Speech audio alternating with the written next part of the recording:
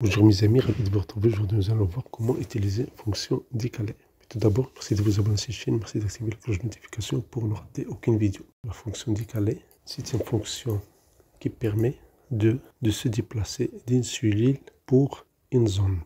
Attention, ça ne change pas les cellules, mais juste le déplacement. Donc, on va voir ici les arguments de fonction décalée. On va faire égal décalé. Je fais tabulation. Pour avoir les arguments, je vais faire CTRL A. Et voilà les arguments de la fonction décalée. Vous avez la référence, c'est la cellule de départ. Les lignes, c'est le nombre de lignes. C'est vers le haut ou bien vers le bas. Vers le bas, c'est positif. Et vers le haut, c'est négatif. Où la référence sera renvoyée, sera déplacée. Pour les colonnes, la même chose. Si on est à droite, c'est positif. Si on est à gauche, c'est négatif. Et bien sûr, la hauteur. La hauteur, c'est le nombre de lignes que le résultat va avoir. Ça veut dire la zone qui va... Ça veut dire le résultat de cette fonction-là. Si rien n'est donné, s'il donne juste une cellule, ça va donner ici 1, 1. Donc je donne un exemple ici. La référence, je vais partir de la cellule B2. La ligne, si je vais me déplacer d'une seule ligne, ça veut dire dans la ligne 3 maintenant, je vais faire 1. La colonne, s'il n'y a aucun déplacement ici, la colonne, je vais mettre 0, pas de déplacement. Et pour la hauteur, je vais mettre 1 et puis 1. Donc, à partir de B2, je vais donner, ça va me donner OK. Voilà le résultat, 830. Ça veut dire que je suis déplacé de la cellule B2 jusqu'à B3. Ça, c'est le premier essai. Maintenant, supposons que j'ai fait le déplacement à partir de A1. Et je veux avoir... Donc, ce que je vais faire ici, je vais faire ici décaler. Je vais faire CTRL A. Comme ça, je vais lancer la liste des arguments. La référence de départ, c'est A1. Le nombre de lignes, on va les compter. Janvier, c'est 1, 2, 3, 4, 5, 6, 7, 8. Si je prends par exemple 8, le nombre de colonnes, si je mets 0, il n'y a pas de déplacement. Mais si je veux la deuxième colonne, je vais mettre une colonne. Et pour la hauteur, je vais toujours prendre 1 et 1. Pourquoi? Pour avoir la cellule. Je fais OK. Voilà le résultat, c'est 130. Il y a 8 lignes de déplacement à partir de A1. Une colonne de déplacement de gauche à droite. Et la cellule 1, 1. Voilà ce qu'a fait la fonction décalée.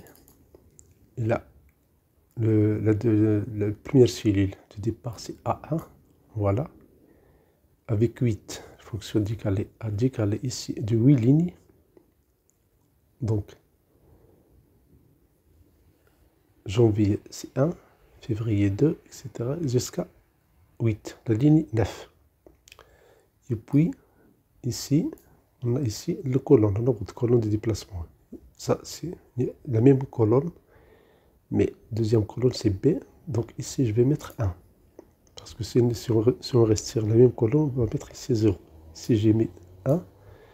Pourquoi j'ai mis 1, 1 ici? C'est le nombre des lignes de hauteur et largeur. Ça veut dire la cellule, c'est 130. Ça veut dire la cellule B9.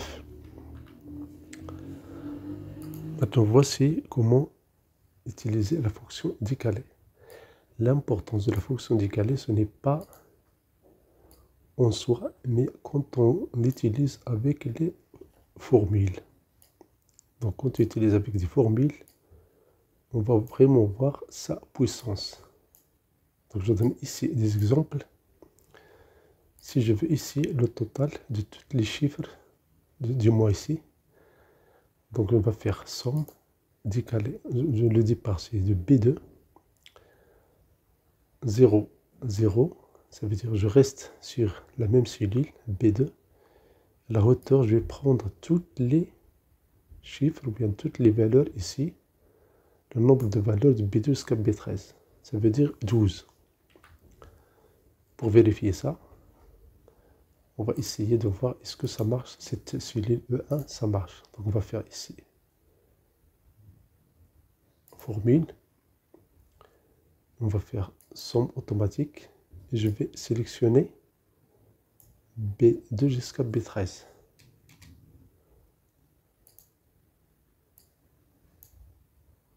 Et vous voyez ici, ça marche. Donc c'est vrai, c'est juste. Maintenant, si je veux les sommes des 9, somme des chiffres d'affaires, ça veut dire la colonne P, des 9 premiers mois. Les 9 premiers mois.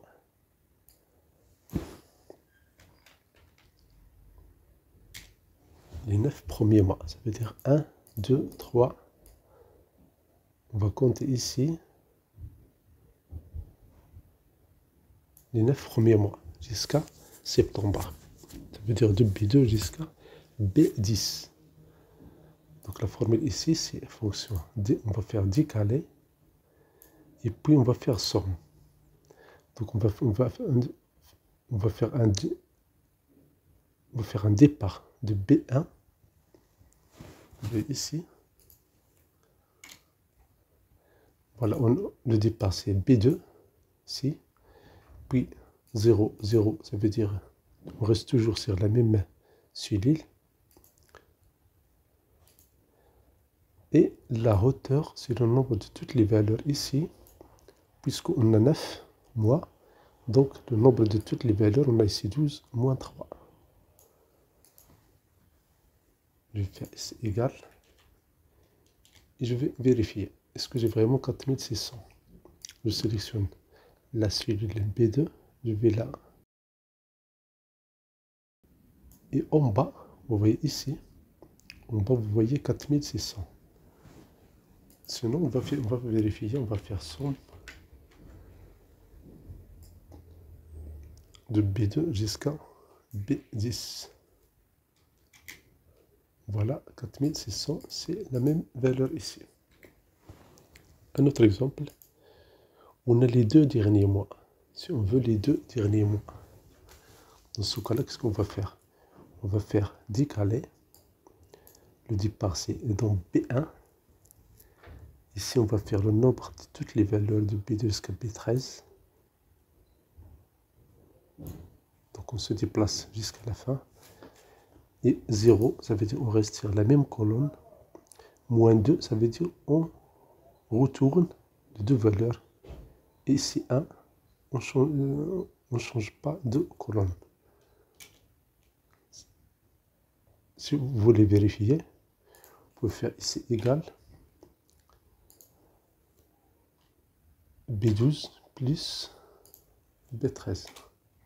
Et voilà, c'est le résultat. La formule finale ici, c'est les 4 derniers mois. Pour les 4 derniers mois, ça veut dire cette partie-là. Cette partie-là, on va faire un départ à partir de B1. Je veux somme de ces nombres-là, souligné. Donc on va faire un départ de B1. Et puis le nombre des valeurs de B2 jusqu'à B13, tous ces chiffres-là. On va faire moins 4 et plus 1.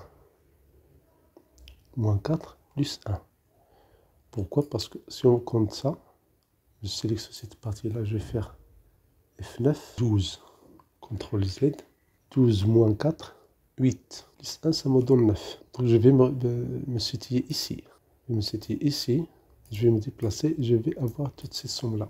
Pour le dernier exemple, ici, j'ai le chiffre d'affaires. Je veux avoir le chiffre d'affaires des 4 derniers mois. Les 4 derniers mois.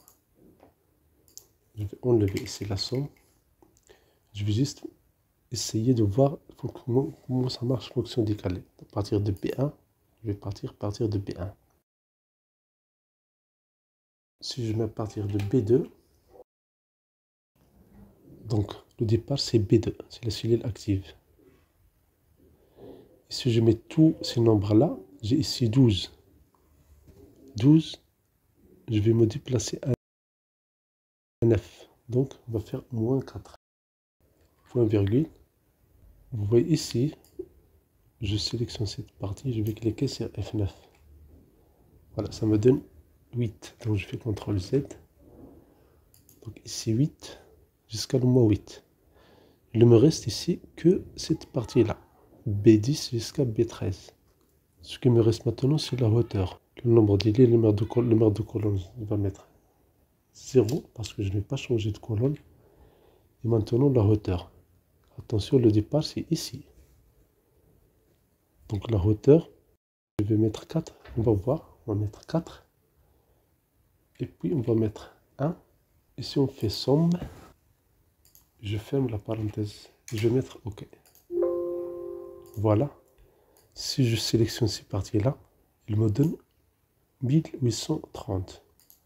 Je vais faire ici somme.